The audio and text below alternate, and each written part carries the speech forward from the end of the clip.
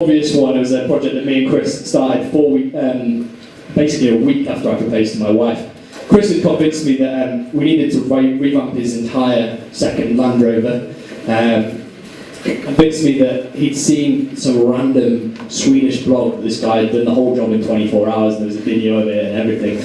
And I was taken along by this, basically.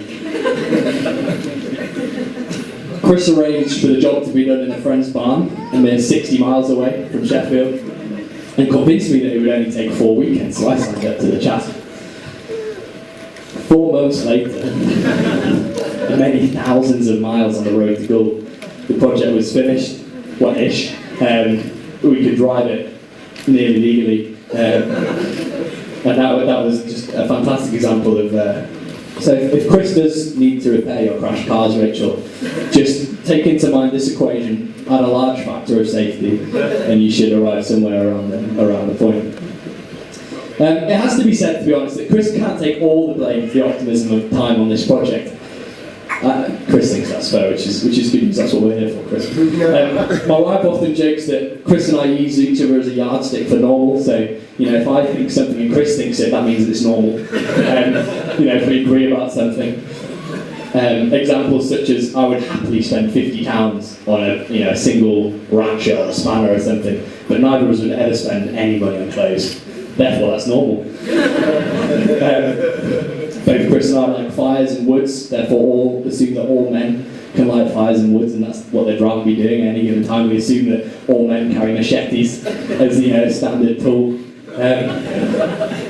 Anyway, in the week before my wedding, I built us an oak bed, which I have to say was rather optimistically timed. So naturally, Chris took that as normal. This week, whilst Rachel's been juggling all the wedding plans, everything's been coming to a head. Chris's main priority has not been table plans, centerpieces and rings, but drills, routers and sanders, as he races to finish the project building a pine desk from a 200-year-old reclaimed beam.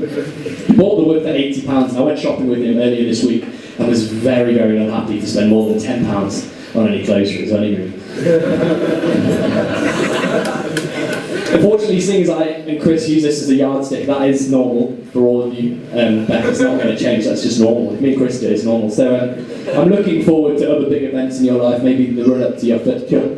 Could be quite interesting. I'd really look to see the furniture that's produced during that time. It's hard to follow this script because Luke wanders around all over the place. It's beautiful. Again, this love of stuff started at an early age. So around age 8, Chris, or Disty, as we called him, had learnt that one man's rubbish is another man's treasure. So he began to fill his room and his cupboards and his drawers with old computer parts and bits of broken phones, spent shotgun cartridges and one unspent shotgun cartridge which went missing, and Granny still worries about that. Where's that shotgun cartridge? and magic potions. Of course, Mum was constantly badgering him to get rid of this and tidy his room.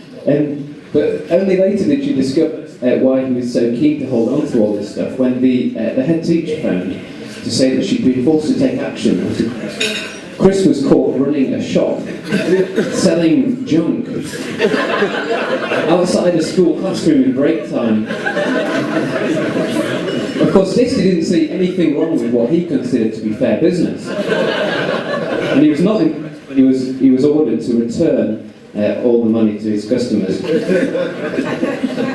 Just a few years later, we were on a family holiday to the Alps, when Dad realised that he'd forgotten a wide-angle lens for his SLR camera. Only a telephoto lens, no sweeping photographs, just close-ups of rocks. What a disaster! But don't worry, because Disty, Chris has just happened to bring along with him a wide-angle lens. He didn't even have a camera. He just brought it to play with. Look at him, he's telling me about it now. I just don't care. Anyway, perfectly fitted Dad's 1970s SLR camera. Bear in mind, he was 9 at the time. But Chris's love of projects and computers meant that from the age of 16, he was working as an IT consultant for a local travel agents. Do you remember Peter Morgan?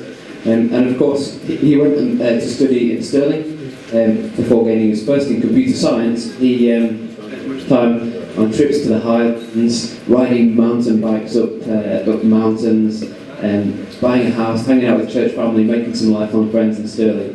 And it was great always to get Chris in Stirling. And when Chris first moved to Sheffield, actually I didn't see much of him for the first year or so. I think he was probably busy getting to know someone called Rachel. You forgot. Thanks, prop guy.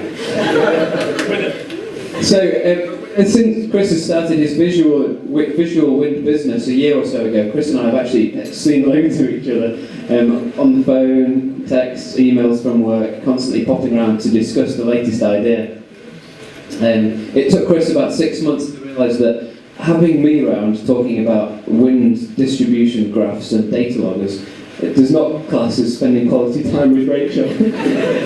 So, just Rachel, do point out if we're going off on one about wind projects. But Luke, there are too many bizarre projects to mention, like the new coffee roasting project, Or his biodiesel home production project. and the fact that he's got a Volkswagen gearbox in the living room. 2 Volkswagen gearboxes in the room, not to mention his recent interest in solar-powered outboard motors.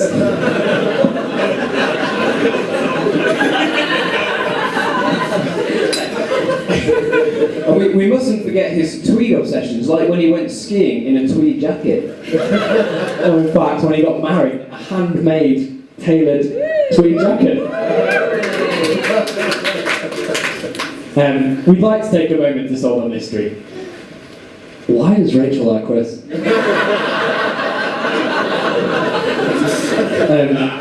No, seriously. Me and Pete both decided that we should probably put together a bit why we like Chris.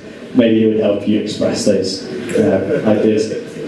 Chris is genuinely one of those friends who you think about and you feel genuinely privileged to know. Somebody that you imagine could change the world and you feel honoured to be called his friend. Genuinely one of those people.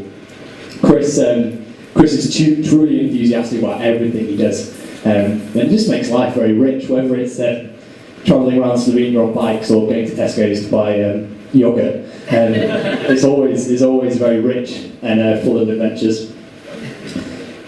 As we've established, he's not a man of pretense or to hold back from his feelings, and it's definitely true that his faith in Jesus is as honest and real as many of his friendships. Chris spares no pretense when he relates to the Almighty. His heart is open and is soft as he relates.